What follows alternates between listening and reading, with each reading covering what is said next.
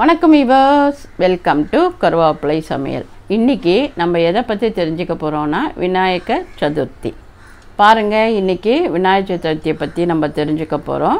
அதுக்கு என்னென்னலாம்னா, முதல்ல ஏன் கொண்டாடுறோம், அந்த பூஜை எப்படி வந்தது, அதுக்கு உண்டான பூஜைகள், அதாவது என்னென்ன பத்திரங்கள் யூஸ் பண்ணலாம், எது விசேஷம், பழங்கள் என்னென்ன யூஸ் பண்ணலாம் விசேஷம், பட்சணம் அப்படின்னா நெய்வேத்தியத்துக்கு எது பொருள் ரொம்ப இம்பார்ட்டண்ட்டு, அந்த மாதிரி விநாயகர் பூஜையை எப்படி பண்ணலாம், எந்த டைமில் பண்ணலாம், அந்த விநாயகர் சதுர்த்தியை பற்றி தெரிஞ்சுக்கிறது, என்னென்ன தேவை, இது எல்லாத்தையும் இன்றைக்கி நம்ம பார்க்க போகிறோம். சரிங்களா?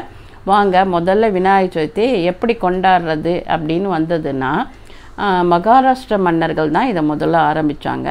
விநாயகரை ஒரு நல்லா செலிப்ரேட், அதாவது கொண்டாடி ஒரு ஊர்வலமாக வர்றது, அது மாதிரி எல்லாருக்கும் ஒரு இந்துக்குள்ளே ஒரு ஒத்துமை அவருக்கு ரொம்ப பிடிச்சிச்சு விநாயகரை. அவங்க தான், அதனால தான் நீங்கள் பார்த்தீங்கன்னா நார்த் சைட்லலாம் ரொம்ப ஃபேமஸாக தேவாதி தேவா கணபதி தேவா தும்சே படுகர் ஹோ அப்படின்னு அவங்க ரொம்ப எல்லாம் அப்படியே அதிலையே முழுகிடுவாங்க. அவங்கள பற்றியே அந்த எண்ணமே இல்லாமல் அந்த பகவானோட இதுலேயே போயிடுவாங்க. அந்தளவுக்கு அப்படியே இன்வால்வோட டான்ஸ் ஆடி பாடுவாங்க. பாருங்கள், நம்ம பார்க்கும்போதே டிவியில் பார்க்கும்போதே நான் அதில் அப்படியே உள்ளே போயிடுவேன்னா பார்த்துக்கோங்களேன், அவ்வளோ சந்தோஷமாக இருக்கும். ஸோ அந்த விநாயகர் சதுர்த்தியை பாலகங்காதர திலகர் தான் என்ன பண்ணார், இந்த விநாயகர் சதுர்த்தியை, இந்த பண்டிகையை வச்சு நம்ம இந்துக்கள் எல்லாரையும் ஒத்துமையாக பண்ணி கொண்டு வரணும்னா ஊர்வலம் கொண்டு வரணும் அப்படின்னு ஏற்பாடு பண்ணி அந்த விநாயகரை ஊர்வலமாக கொண்டு வர்றது.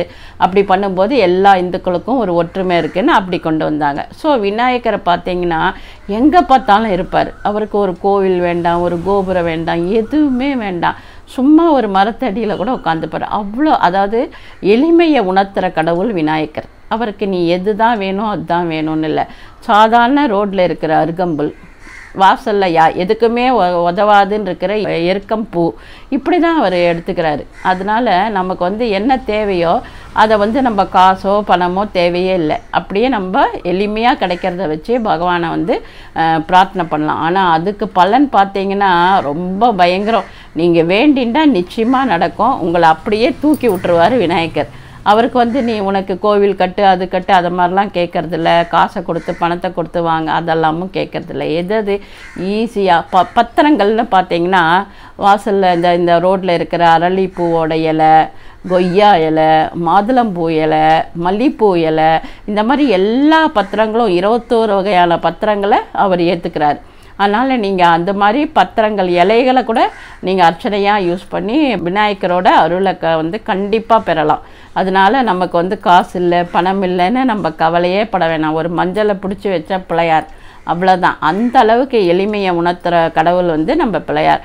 ஸோ அவரை நம்ம கண்டிப்பாக வழிபடணும். எப்போ வழிபடணும்? இந்த மாதம், அதாவது ஆவணி மாதத்தில் வளர்பிறையில் வர சதுர்த்தி, அதுதான் விநாயகர் சதுர்த்தி. இதை அன்றைக்கி வெள்ளிக்கிழமை, இந்த வருஷம் வெள்ளிக்கிழமையில் வர்றதுனால 9 to 10 நீங்கள் வழிபாடு செஞ்சால் ரொம்ப விசேஷம். அப்படி இல்லைன்னா 10, 12 ராவு காலம் வருது, அதுக்கப்புறம் கூட நீங்கள் பண்ணிக்கலாம்.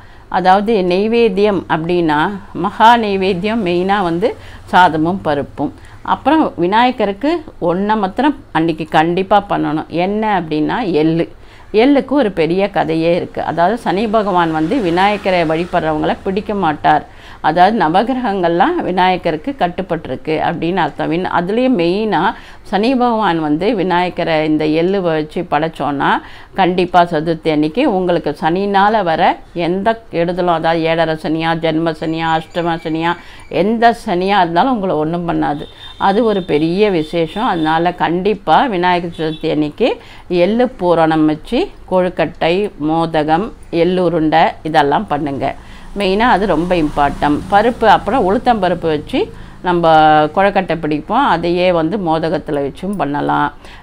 இட்லி கண்டிப்பாக பண்ணணும். இட்லி, பாயசம், வடை, கொழுக்கட்டை, மோதகம், அப்புறம் வேறு என்ன, பஞ்சாமிர்தம், இந்த மாதிரி நீங்கள் எல்லாமே நைவேத்தியத்துக்கு வைக்கலாம். அவருக்கு லட்டுகம் எல்லாமே பிடிக்கும்.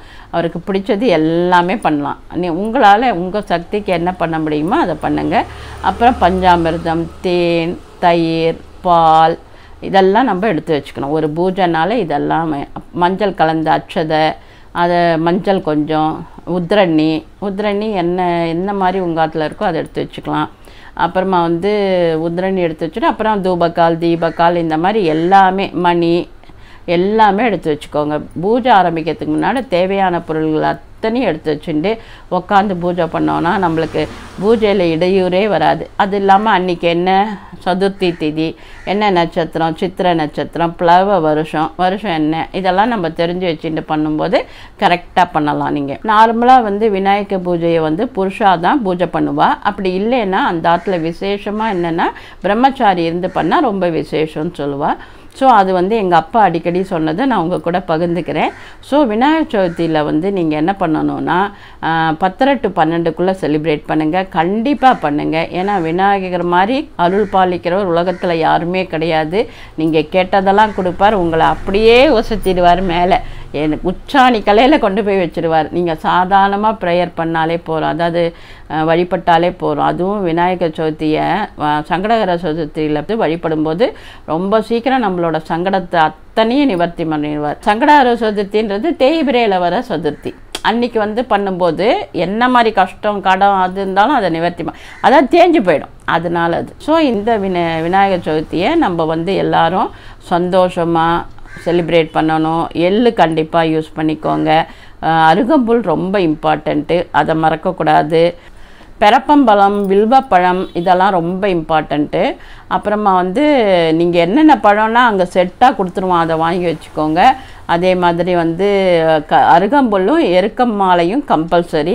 இதெல்லாம் நீங்கள் பார்த்துக்கோங்க கரெக்டாக, அதெல்லாம் இம்பார்ட்டண்ட்டு. பக்தி ஸ்ரத்தையோடு பண்ணிங்கன்னா பகவானோட அருள் நம்ம எல்லாருக்கும் கிடைக்கும். இந்த பெருந்தொற்றுலேருந்து நம்ம எல்லாரும் ரிலீவ் ஆகி குழந்தை எல்லாம் ஸ்கூலுக்கு போய் எல்லாரும் வேலைக்கு போய் நம்மளோட கஷ்டங்கள்லாம் போய் நம்ம சந்தோஷமாக இருக்கணும்னு பிள்ளையார்கிட்ட உங்கள் சார்பாக எல்லார் சார்பாகவும் இந்த உலக மக்கள் அத்தனை பேரும் நம்ம வேண்டிப்போம். கண்டிப்பாக நல்லதே நடக்கும், நம்ம இதுலேருந்து வெளியில் வந்துடுவோம். அதனால் பகவானோட அருள் கண்டிப்பாக எல்லாருக்கும் கிடைக்கும். உங்கள் எல்லாருக்கும் என்னோட விநாயகர் சதுர்த்தி வாழ்த்துக்கள். ஆரோக்கியமாக சாப்பிடுவோம், ஆரோக்கியமாக இருப்போம். நன்றி, வாழ்த்துக்கள்.